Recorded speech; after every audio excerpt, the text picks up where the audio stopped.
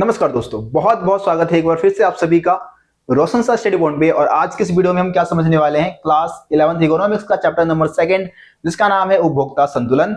और उपभोक्ता संतुलन हम समझेंगे तटस्थता वक्र विश्लेषण के माध्यम से। आप सभी को मालूम है कि इससे पहले पार्ट 1 इस चैप्टर के ऊपर अपलोड कर चुका हूं, जिसमें हम सभी ने उपयोगिता विश्लेषण के माध्यम से, है ना, उपयोगिता विश्लेषण यानी कि गणनावाचक विश्लेषण के माध्यम से हमने उपभोक्ता संतुलन की जो भी शर्तें होती है उसको हमने समझ लिया था। आज के इस वीडियो में आपको तटस्थता वक्र विश्लेषण के माध्यम से उपभोक्ता संतुलन की जो शर्तें हैं वो समझने को मिलने वाली है। वीडियो में आगे बढ़ने से पहले आप सभी को मैं बताना चाहूंगा कि अगर मैंने आप सभी को प्रॉमिस कर दिया है कि मैं इको का सिलेबस कंप्लीट करवाने वाला हूं, तो मैं इस प्रॉमिस को जरूर निभाऊंगा। बहुत सारे बच्चों का लगातार कमेंट आ रहा है कि भैया आपने 2-3 वीडियो बना दी, अब वीडियो नहीं बना रहे हो। देखो, वीडियो कंप्लीट भाई पूरा सिलेबस कंप्लीट करवाऊंगा, क्योंकि बहुत सारे बच्चे अब मेरे पे भरोसा कर रहे हैं। मेरे पे भरोसा करके भाई इको में आगे बढ़ रहे हो। एक बच्चे का कमेंट आया कि भैया पहले ना मैंने इको लिया था, लेकिन इको मेरे को टफ लगा और मैंने सोचा कि कोई और सब्जेक्ट ले लेता हूँ। लेकिन बाद में मैंने आपकी एक वीडियो सर्च मारी और मतलब आपकी एक वीडियो देखी, उसके बाद मेरे को सारी चीजें समझ में आने लगी और मेरा मोटिवेशन जागा। और फिर से मैंने क्या किया, इको को ही मेन सब्जेक्ट के तौर पे मैंने रखा, है ना। आर्ट्स स्ट्रीम का ही शायद स्टूडेंट होगा वो, और इसके अलावा कॉमर्स के बहुत सारे जो स्टूडेंट है वो सारे जो हिंदी मीडियम में भाई स्टडी कर रहे हैं इको, तो वो सारे मेरे चैनल से जुड़ते जा रहे हैं। लगातार जो स्टूडेंट्स की संख्या वो बढ़ रही है और वो सब भरोसा भी कर रहे हैं मेरे ऊपर। तो मेरी भी जिम्मेदारी बनती है कि मैं भी आप सभी के लिए बेहतर करूं, इको की जो कॉन्सेप्ट है उसको मैं आसान और सरल भाषा में आपको डिलीवर करने की कोशिश करूं, बहुत आसान बना दूं, है ना। तो इसी के लिए मेरे को थोड़ा और काम करना पड़ेगा, मेहनत करना पड़ेगा इस सब्जेक्ट के ऊपर, और बेहतर तरीके से आपको मैं कंटेंट प्रोवाइड कराने की कोशिश करूंगा। बस आप लोग विश्वास रखें मेरे ऊपर, मेरे साथ स्टडी करते रहे और आगे बढ़ते रहे। देखिए, चलिए फिर आगे बढ़ते हैं चैप्टर में। देखिए, आप सभी मेरे को सोशल मीडिया पे भी जरूर फॉलो करें। जो दूसरी सोशल मीडिया हैंडल है वहां पे भी आप सभी मेरे को फॉलो कर सकते हैं। मेरे को आप इंस्टाग्राम पे फॉलो करें, ठीक है जी, रोशन सा स्टडी पॉइंट के नाम से ही मैंने आईडी बना रखी है।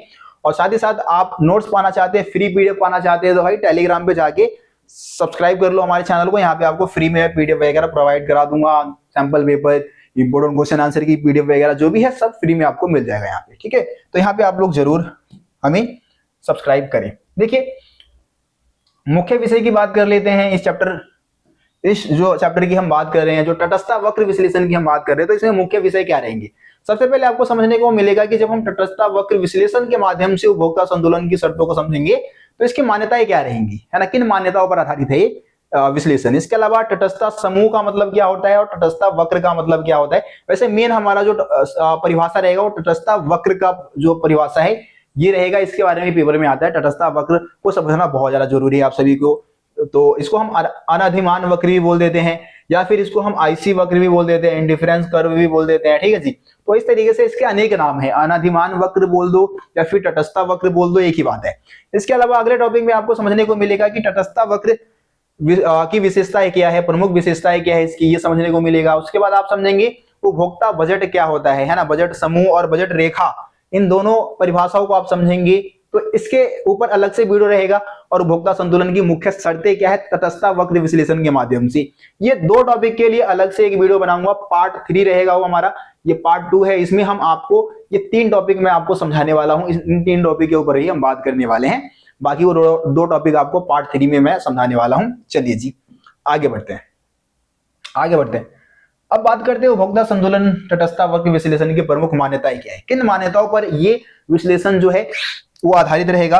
तो सबसे पहली मान्यता क्या है कि उपभोक्ता की जो मौद्रिक आय है वो दी हुई होगी, है ना, और इसमें कोई परिवर्तन नहीं होगा। मतलब कहने का क्या है कि उपभोक्ता की अगर आय जो है वो 100 रुपए है तो हमें पता होगा कि 100 रुपए उपभोक्ता की आय है। अगर 200 है, 200 रुपए है तो 200 रुपए हमें पता होगा कि ये आय है और ये स्थिर रहेगा, इसमें कोई चेंजेस नहीं होगा। क्योंकि अगर इनकम बढ़ जाता है तो फिर संतुलन का जो स्तर है वो भी बदल जाता है, वो भी बदल जाएगा। तो ये इसका स्थिर होना बहुत जरूरी है, ठीक है जी।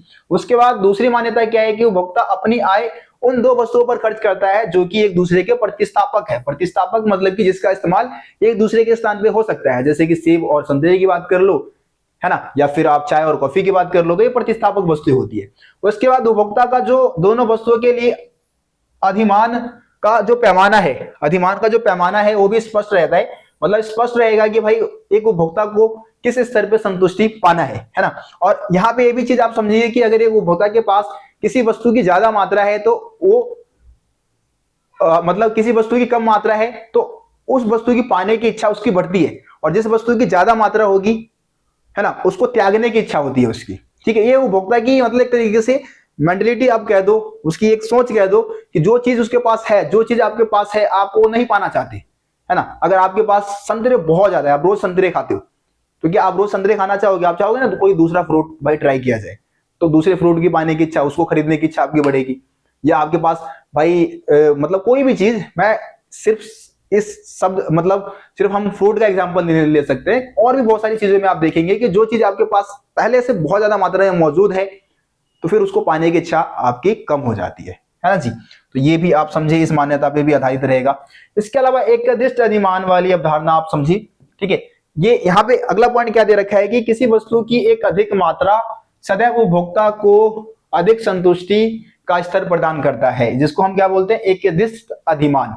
एकदृष्ट अधिमान क्या होता है भैया जी? तो एकदृष्ट अधिमान इस बात को दर्शाता है कि किसी वस्तु की अधिक मात्रा सदैव उपभोक्ता को संतुष्टि का अधिक स्तर प्रदान करता है। मान लो कि अगर ये उपभोक्ता है जो कि 100 रुपए खर्च करता है, और 100 रुपए खर्च करने के बाद पहला सहयोग उसको ये मिलता है कि उसको 10 सेब मिल सकते हैं इसमें। ठीक है जी, 10 सेब मिल गया, और मान लो कि 12 केले मिल गए, 1 दर्जन केले मिल गए, 12 केले मिल गए। और दूसरे सहयोग में मान लो उसको सिर्फ 8 सेब मिले, है ना, 8 सेब मिले और सिर्फ 10 केले मिले, मान लो 10 केले मिले। मैं एक एग्जांपल देके आपको समझाने की कोशिश कर रहा हूं। तो एक उपभोक्ता हमेशा कौन सा सहयोग लेगा जी? ऊपर वाला ही लेगा, क्योंकि इसमें ज्यादा मात्रा में मिल रहा है, कोई भी चीज ज्यादा मात्रा में मिल रहा है, सेब भी ज्यादा मात्रा में मिल रहा है, केले भी ज्यादा मिल रहे हैं, तो ये हमेशा इस वाले पे जाना चाहेगा, इस वाले सहयोग को पाना चाहेगा। इसी को हम क्या बोल देते हैं? उपभोक्ता का एकदृष्ट अधिमान, कि किसी वस्तु की ज्यादा मात्रा उसको संतुष्टि का ज्यादा स्तर प्रदान करेगा, है ना जी।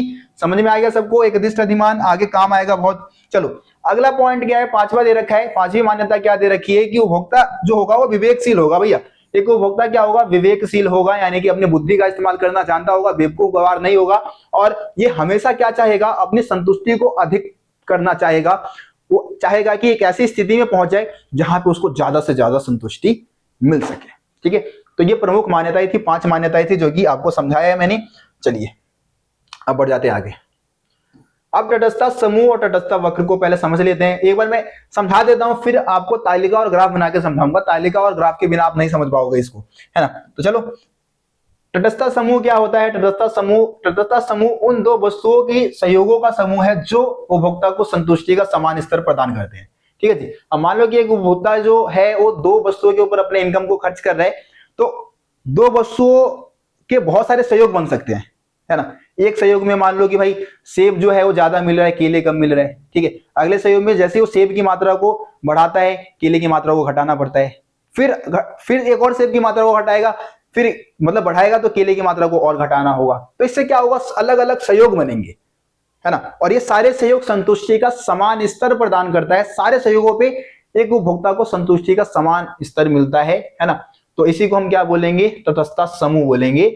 जब 2 वस्तुओं के सहयोगों का समूह, मतलब ये 2 वस्तुओं के सहयोगों का समूह है जो उपभोक्ता को संतुष्टि का समान स्तर प्रदान कर रहा है। अभी हम ग्राफ के माध्यम से, और ग्राफ कह रहा हूं, तालिका के माध्यम से इसको समझेंगे, और फिर ग्राफ बना के हम तटस्थता वक्र को भी समझ लेंगे। देखो सेम है, इसमें भी कोई ज्यादा अंतर नहीं है। क्या लिखा है? तटस्थता वक्र एक उपभोक्ता के तटस्थता समूह का रेखा चित्र प्रस्तुतिकरण है। जो तटस्थता समूह होगा ना, हमारा जो तटस्थता समूह बनेगा, अभी मैं बना के बताऊंगा, उसका अगर हम रेखा चित्र के माध्यम से दर्शा देते हैं, रेखा चित्र बना देते हैं, तो वही क्या बन जाएगा? वक्र के माध्यम से बना देते हैं तो वही क्या बन जाएगा जी? तटस्थता वक्र बन जाएगा, है ना। और उन सभी बिंदुओं को जोड़ने से प्राप्त होता है। ठीक है, जो भी सहयोग बनेगा और सहयोग में जो भी बिंदुएं बनेगी, उन बिंदुओं को जोड़ के हमें एक वक्र मिल जाता है, जिसको हम तटस्थता वक्र बोल देते हैं। और सभी बिंदुओं पे जो भी सहयोग मिलेगा, जो भी सहयोग बनेगा, उन सभी सहयोगों पे एक उपभोक्ता को संतुष्टि का समान स्तर ही प्रदान होगा, समान स्तर ही मिलेगा। चलो यहाँ पे तो भाई एक बार परिभाषा मैंने पढ़ दिया है, एक बार इसको तालिका और ग्राफ के माध्यम से समझते हैं। ठीक है, आसान है बहुत, समझ में आ जाएगा आप लोगों को सब कुछ आसानी से। देखो मैंने इधर बना दिया सहयोग,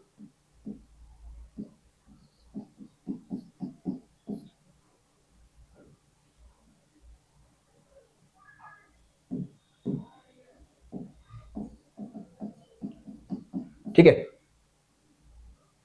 मैंने इधर बना दिया सहयोग। ठीक है, इधर हमने ले लिया सेब, इधर हमने ले लिया संतरा। ठीक है, सेब संतरे हमने लिए। चलिए बना देते फटाफट इसको, हम ग्राफ बना देते हैं। देखो ए बी सी डी और ई, ये 5 सहयोग हमने ले लिया है। ठीक है, मान लो कि सेब हमने ले लिया 1 2 3 4 और ये 5। ठीक है, अब संतरा की मात्रा, अब देखो आपको ना यहाँ पे डाटा याद करना पड़ेगा। ठीक है, इस तालिका को याद कर लो ताकि आप ग्राफ जब बनाओ ग्राफ का स्लोप सही बने, ग्राफ सही से बने। तो यहाँ पे मैं क्या करता हूं, मैंने सेब 1 2 3 4 5 ले लिया। अब मैं क्या करूंगा, इसको प्लस कर दूंगा, टोटल कर दो भाई, इसका टोटल करो। जैसे कि 1 और 2 कितने हो जाएंगे, 3 3 और 3 6 6 और 4 10 और 5 15 15 हो गए। मैंने सबसे पहले क्या लिखा, पहले इकाई पे मैंने 15 लिख दिया, पहले सहयोग में मैंने 15 लिख दिया भाई, संतरे संतरे 15 लिख दिया। अब दूसरी इकाई का निकालने के लिए नीचे से माइनस करो, 15 में से 5 माइनस कर दो जी, दूसरे सहयोग में 10 आ जाएगा। फिर आप 10 में से 4 माइनस कर दो। ठीक है, 10 में से 4 माइनस कर दिया, 6 आ गया जी। 6 में से 3 माइनस कर दो, 6 में से 3 माइनस करेंगे 3 आ जाएगा जी। ठीक है, 3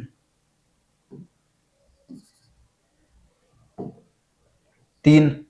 फिर उसके बाद 3 में से 2 माइनस करो, पांचवी इकाई पे 1 आ जाएगा, बस इतना ही। इस तरीके से आप निकाल सकते हो आसानी से दोनों सहयोग को। अब देखो यहाँ पे क्या देखने को मिलता है, इस तालिका से आप क्या समझते हैं, इस तालिका से आपको समझ में आ रहा है कि भाई जब हमारे पास सेब की एक मात्रा थी, हम सेब की एक मात्रा का इस्तेमाल, मतलब सेब की एक मात्रा हमने खरीदा अपने दी हुई इनकम के आधार पे, तो हम संतरे की 15 मात्रा खरीद सकते थे। ठीक है, लेकिन जैसे ही हमने क्या किया, सेब की एक मात्रा हमने बढ़ाई, 1 से 2 कर दिया, तो हम सीधा संतरे की कितने मात्रा पे आ गए जी, 10 मात्रा पे आ गए। यानी कि हमें सीधे सीधे 5 मात्रा का नुकसान हो गया, 5 संतरों का नुकसान हो गया। ठीक है, तो यहाँ पे एक रीजन तो ये है कि भाई सेब की जो कीमत होगी, एक ऐसा थोड़ी नहीं कि दोनों वस्तुओं की कीमत एक बराबर होगी, एक वस्तु की कीमत ज्यादा होगी, एक की कम होगी। ठीक है, तो यहाँ पे ये एक तो कारण ये है कि भाई देखो सेब महंगा हो सकता है, इसकी कीमत ज्यादा होगी और इसका कीमत कम होगा, तो इसलिए अपने पैसों को यहाँ पे ज्यादा खर्च करना पड़ गया होगा। सेब की 2 मात्रा खरीदने के लिए उसको ज्यादा पैसे खर्च करने पड़े होंगे, इसी वजह से इसको संतरे के, एक उपभोक्ता को संतरे के मात्र 10 मात्रा ही मिली होगी, है ना। ये चीज आप समझ गए। ठीक है, अब इसको हम ग्राफ बना देते हैं, ग्राफ के माध्यम से इसको हम दर्शाने की कोशिश करते हैं। देखो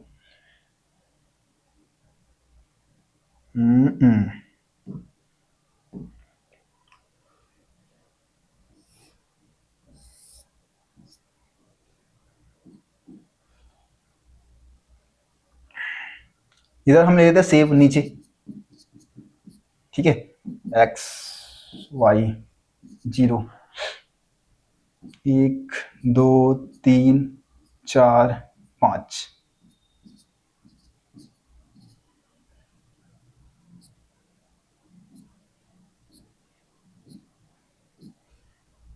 तीन का गैप ले लेता हूं मैं ऊपर, क्योंकि यहाँ पे मेरे को संतरे दिखाने हैं, संतरे। ठीक है, 3 का गैप ले लो, 3 6 9 12 और 15। ठीक है, चलो जी बना देते हैं ग्राफ। आप देखो सेब कितने हैं हमारे पास, सेब है 1, तो हमारे पास संतरे की मात्रा कितनी है, 15। तो पहला सहयोग बन गया है। ठीक है जी, पहला सहयोग हमारा ये बन गया। दूसरा आप देखो, जब हमारे पास सेब है 2, संतरे की मात्रा कितनी है जी, 10, है ना। 10 यहाँ 9 के थोड़ा सा ऊपर बना देंगे, 9 से हल्का सा ऊपर। ठीक है जी, ये हो गया। उसके बाद 3 पे, अब जब हाँ आया 3 से किया हमने, तो घट के कितना हो गया जी, हमारा संतरा घट के कितना हो गया, 6 पे आ गया, सीधा डायरेक्ट 6 पे आ गया। ये हमारा अगला सहयोग यहाँ बन जाता है। ठीक है, उसके बाद आप देखो, जब चौथे सहयोग पे देखो, जब सेब हो गया 4, तो ये हो गया 3, है ना जी, ये हो गया 3। ठीक है, संतरे हो गए 3। उसके बाद जब सेब पांचवी सहयोग की हम बात करें, तो ई सहयोग ई की अगर हम बात करें, तो जब हमारा जो सेब है वो 5 हो गया, संतरे कितना हो गया जी, 1 हो गया। 1 आप यहाँ पे ले सकते हैं जी, हाँ इस तरीके से। ठीक है, तो ये इस तरीके से देखो सहयोग बन गए। यहाँ पे हम देखते हैं कि दो वस्तुओं के अलग अलग सहयोग जो बने, ये क्या है, तटस्थता समूह हो गया। अब इसी सहयोग को हम अगर ग्राफ पे दर्शा देते हैं, ये जो अलग अलग सहयोग बना है, इसी को अगर हम रेखा चित्र के माध्यम से प्रस्तुत कर देंगे, तो ये क्या हो जाएगा जी, हमारा तटस्थता वक्र हो जाएगा। इसको हम वक्र बना देते हैं, ऐसे करके मिला देते हैं सारी बिंदुओं को।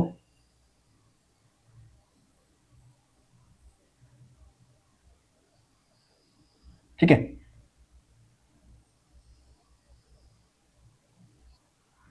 थोड़ा सा यहां से कर्व हो रहा है, लेकिन वैसे इस टाइप का हमारा जो तटस्थता वक्र है, उसका आकार कुछ ऐसा बनता है। ठीक है, थोड़ा सा यहां से मुड़ गया है। थोड़ा जो गैप है मैप में, मैंने गैप का जो है वो थोड़ा सा ध्यान नहीं रहा होगा, बराबर गैप नहीं बना है, इस वजह से थोड़ा इस तरीके का बन रहा है। ठीक है, तो ये जितने भी संयोग बने हैं ये क्या बन गया जी हमारा आईसी यानी कि इंडिफरेंस कर्व बन गया हमारा। तो आप लोगों को समझ में आ गया होगा किस तरीके से हमें आईसी वक्र को बनाना है, आईसी वक्र को दर्शाना है। ठीक है, तालिका के माध्यम से और ग्राफ के माध्यम से। तो यहाँ पे देखो जितने भी संयोग बने हैं, चाहे संयोग आप ए की बात कर लो या फिर बी की बात कर लो या फिर सी की बात कर लो या फिर डी की बात कर लो या फिर ई की बात कर लो, सभी संयोग उपभोक्ता को संतुष्टि का समान स्तर ही प्रदान कर रहा है यहाँ पे। ठीक है, चाहे आप यहाँ पे एक सेब मिल रहा है, 15 संतरे मिल रहे हैं सहयोग ए में, ये भी समान संतुष्टि का स्तर प्रदान कर रहा है। बी में भले ही उसको 10 संतरे मिल रहे हैं, 2 सेब मिल रहे हैं, ये भी सहयोग ए के बराबर ही संतुष्टि का समान स्तर प्रदान यहाँ पे करने लग रहा है। ठीक है जी, तो तटस्थ वक्र वह वक्र है जो दो वस्तुओं के ऐसे संयोगों को प्रकट करता है ना, दो वस्तुओं के ऐसे संयोगों को प्रकट कर रहा है जो कि एक उपभोक्ता को संतुष्टि का समान स्तर प्रदान करता है। ठीक है, उम्मीद करता हूं आप लोगों को समझ में आ गया होगा तटस्थ वक्र के बारे में और तटस्थ समूह के बारे में। ठीक है, चलिए आगे बढ़ते हैं। अब यहाँ पे वही जो मैंने आपको बॉक्स बना के दिखाया है और ग्राफ बना के दिखाया वही है। ठीक है, अब हम समझ लेते हैं तटस्थ वक्र की प्रमुख विशेषताएं क्या होती है। तो देखो तटस्थ वक्र की अगर हम प्रमुख विशेषताओं की बात करें,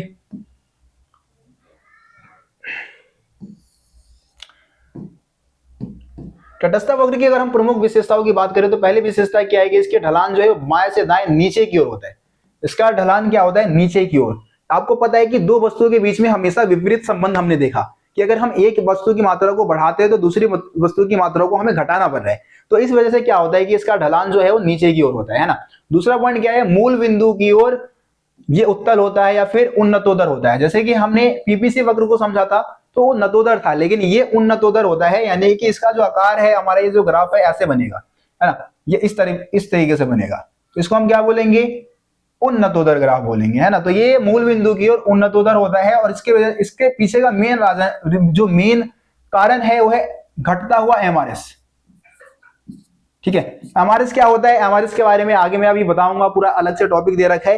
एमआरएस के बारे में आपको समझाना बहुत ज्यादा जरूरी है। ठीक है, तो अभी मैं आपको एमआरएस के बारे में समझाने वाला हूं। तो इसका मेन रीजन जो है मूल बिंदु की ओर उन्नतोदर की होता है आईसी वक्र, तो इसके पीछे का मेन रीजन है घटता हुआ जो एमआरएस है उसके वजह से। ठीक है जी, है ना, घटते हुए सीमांत प्रतिस्थापन दर की वजह से ये ऐसा होता है। चलिए आगे बढ़ते हैं। अगला पॉइंट क्या है हमारा, ऊंचा जो अनधिमान वक्र है वो संतुष्टि के ऊंचे स्तर को प्रदान करता है। जितना हमारा आईसी वक्र ऊंचा होगा ना वो उतने ही संतुष्टि के ऊंचे स्तर को दर्शाएगा। मान लो मैंने ये आईसी वक्र बना दिया है, ठीक है, ये एक है, ये दूसरा है और ये तीसरा है। ठीक है, तो जो ये हमारा मान लो IC1 है, ये आपका IC2 है और ये 3 है। तो जो ऊपर वाला होगा ना, ये ऊपर वाला वो नीचे वाले से ज्यादा संतुष्टि का स्तर प्रदान करेगा। ठीक है, और इससे ऊपर वाला इससे ज्यादा संतुष्टि का स्तर प्रदान करेगा। यानी कि जितना ऊंचा आईसी वक्र होगा हमारा वो उतने ही ऊंचे संतुष्टि के स्तर को दर्शाएगा। और इसके पीछे का रीजन क्या है कि ऊंचा जो ऊपर वाला जो आईसी वक्र है ये इस बात को इंडिकेट करता है कि यहाँ पे एक उपभोक्ता को दो वस्तुओं की अधिक मात्रा मिल रही है नीचे वाली की तुलना में, है ना, नीचे वाली आईसी वक्र की तुलना में। तो यहाँ पे क्या होता है, एकदृष्ट अधिमान का नियम आपको पता ही है। एकदृष्ट अधिमान के नियम की वजह से क्या होता है कि किसी वस्तु की अधिक मात्रा एक उपभोक्ता को संतुष्टि का अधिक स्तर प्रदान करता है। इसी वजह से ऊंचा अनधिमान वक्र, ऊंचा आईसी वक्र संतुष्टि के ऊंचे स्तर को दर्शाता है। ठीक है जी, समझ में आ गया सबको। आगे आ जाओ, अगला पॉइंट क्या है, अगला पॉइंट क्या है कि तटस्थ वक्र एक दूसरे को छूते या काटते नहीं है। कभी भी तटस्थ वक्र ना एक दूसरे को छुएंगे और नहीं काटेंगे। इसके पीछे यहाँ पे समझा भी रखा है बहुत अच्छे से। जैसे यहाँ पे आप देखिए, यहाँ पे हमने दो आईसी वक्र लिया है और एक दूसरे को काटते हुए निकल रहे हैं, है ना। एक हमारा यहाँ है और एक ऐसे जा रहा है। ठीक है, ये हमारा बिंदु ए है, ये बिंदु ए दे रखा है और इधर हमारा बिंदु बी बन रहा है। ठीक है, और इधर हमारा बिंदु सी है।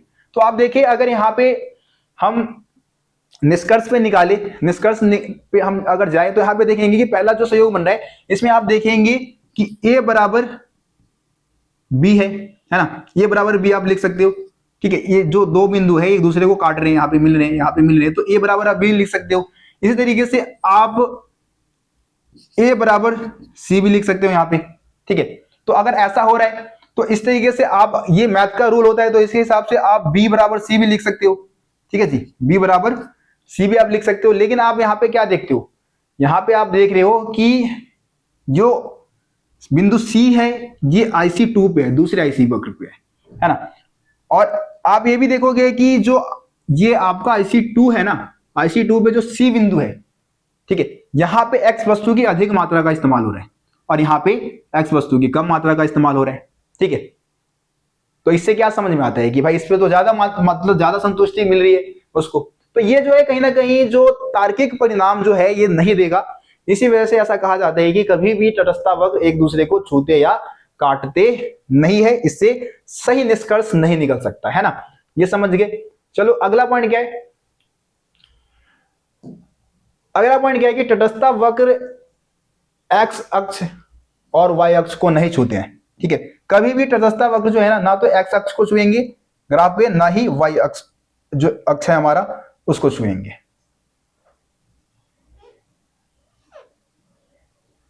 देखो इसके पीछे का, इसको भी हम समझ सकते हैं। जैसे कि मान लो कि यहां पे एक आपको एग्जांपल दे रखा है कि ये जो IC वक्र है, इधर वाला जो हमारा IC वक्र है, ठीक है, यहां आप देखेंगे कि ये y अक्ष को छूता जा रहा है ना।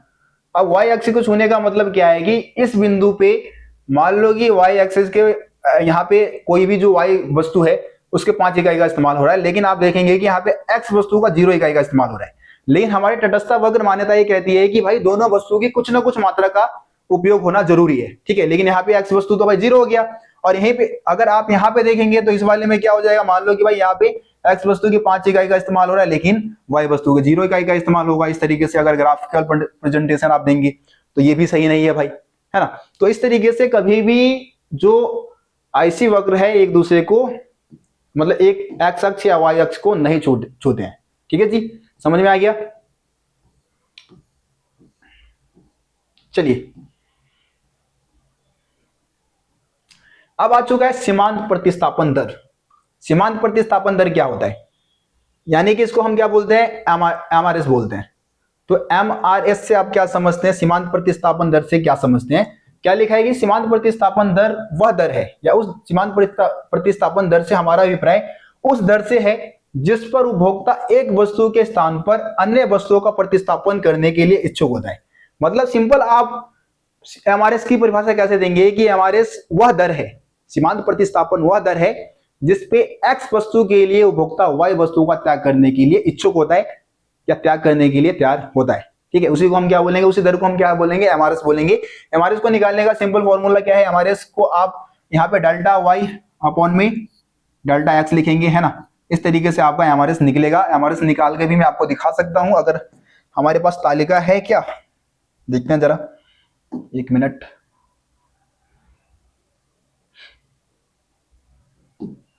हाँ जी, ये तालिका है हमारे पास। ठीक है, इससे हम MRS निकालने की कोशिश करते हैं।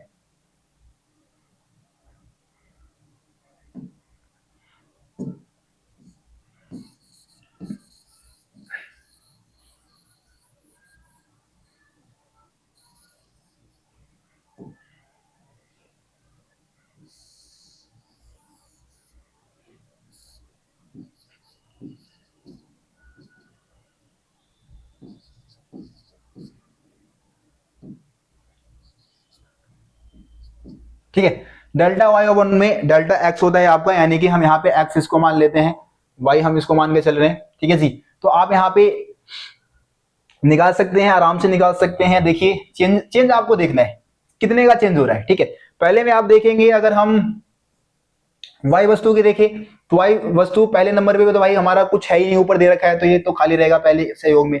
दूसरे सहयोग में क्या रहेगा, 5 का गैप है ना। y वस्तु में कितने का गैप है जी, संतरे में कितने का गैप है जी, 5 का। ठीक है, तो 5 हो जाएगा हमारा, 5 y है हमारा, है ना। और x में कितना है जी, 1 x में चेंज हो रहा है। ठीक है, दूसरे इकाई में आप देखेंगे कितने का चेंज है जी, 4 का चेंज है। ठीक है, y में कितने का चेंज है, 4 का, और x में हमारा सिर्फ 1 का चेंज है। उसके बाद अगले इकाई में देखेंगे आपको कितने का चेंज देखने को मिलेगा जी, 3 का, y में 3 का चेंज आपको देखने को मिल रहा है। ठीक है, और यहाँ पे आप x में सिर्फ 1 का चेंज देखने को मिल रहा है। उसके बाद अगली इकाई में देखेंगे यहाँ पे 2 का चेंज देखने को मिल रहा है, और इसमें सिर्फ 1 का चेंज देखने को मिल रहा है। एक्स में सिर्फ 1 का ही तो चेंज है, 4 से हम 5 पे आए हैं तो 1 का चेंज है। ठीक है, तो यहाँ पे आप देख रहे हैं कि लगातार जो है ये चेंज जो है, इसमें हम देख रहे हैं कि जो वाई वस्तु है ये लगातार घटता जा रहा है ना। ठीक है, यानी कि एमआरएस जो है वो लगातार घटता जा रहा है, और एमआरएस के घटने की वजह से ही, एमआरएस के घटने की वजह से आप सभी को पता है कि जो आईसी वक्र है, आईसी वक्र का जो ढलान है, ढलान कह रहा हूं, इसका जो आकार है वो मूल बिंदु की ओर कैसा होता है, उन्नतोदर होता है। ठीक है, अगर ये घटेगा नहीं, अगर बढ़ेगा तो फिर ये नतोदर ग्राफ बनेगा, इस तरीके का ग्राफ बनेगा। ठीक है, अगर एमआरएस जो है वो स्थिर रहेगा, ठीक है, अगर एक ऐसे रहता, अगर मतलब स्थिर रहता है ना, इसमें कोई चेंज नहीं होता, तो बिल्कुल सीधा ग्राफ बनता, बिल्कुल सीधा। ठीक है, बिल्कुल सीधा ग्राफ बनता। तो इस तरीके से एमआरएस के ऊपर ही जो आईसी वक्र है उसका पूरा आकार जो है वो किससे डिसाइड होता है, एमआरएस से डिसाइड होता है। अगर जो हमारा एमआरएस है, अगर एमआरएस क्या हो रहा है जी, बढ़ रहा है, एमआरएस के बढ़ने के वजह से कैसा ग्राफ बनेगा, नतोदर ग्राफ बनेगा, इस टाइप का ग्राफ बनेगा, इसका स्लोप ऐसा होगा। अगर ये घट रहा होगा तो घटने की वजह से जैसा आईसी वक्र जो बनता है वो उन्नतोदर बनता है, तो उन्नतोदर बन रहा है। अगर ये बिल्कुल स्थिर रहेगा, ये स्थिर रहेगा तो ग्राफ बिल्कुल सीधा स्ट्रेट लाइन बनेगा, है ना। तो पूरी तरीके से जो आईसी वक्र है उसका जो आकार है वो पूरी तरीके से एमआरएस के ऊपर निर्भर करता है। उम्मीद करता हूं आप लोगों को एमआरएस का मतलब भी समझ में आ गया होगा, एमआरएस को भी आप लोग समझ चुके होंगे। ठीक है जी, तो ये पूरी तरीके से त्याग को दर्शाता है। एमआरएस जो है क्या दर्शाता है, त्याग को, कि आप एक्स वस्तु के लिए वाई वस्तु के कितनी मात्राओं का त्याग करने के लिए इच्छुक है। बस सिंपल परिभाषा यही है। ठीक है, चलिए जी, तो आज की इस वीडियो को हम लोग यहीं पे समाप्त करते हैं। उम्मीद करता हूं आप लोगों को जो भी आज की इस वीडियो में मैंने समझाया है समझ में आ गया होगा, है ना जी, किसी पॉइंट में आपको कोई डाउट बचा नहीं होगा। ठीक है जी, तो इस तरीके से आज की इस वीडियो को यहीं पे समाप्त करते हैं। मिलते हैं आप सभी से अगली वीडियो में, तब तक के लिए जय हिंद, जय भारत। आप सभी अपना ख्याल रखिए, धन्यवाद।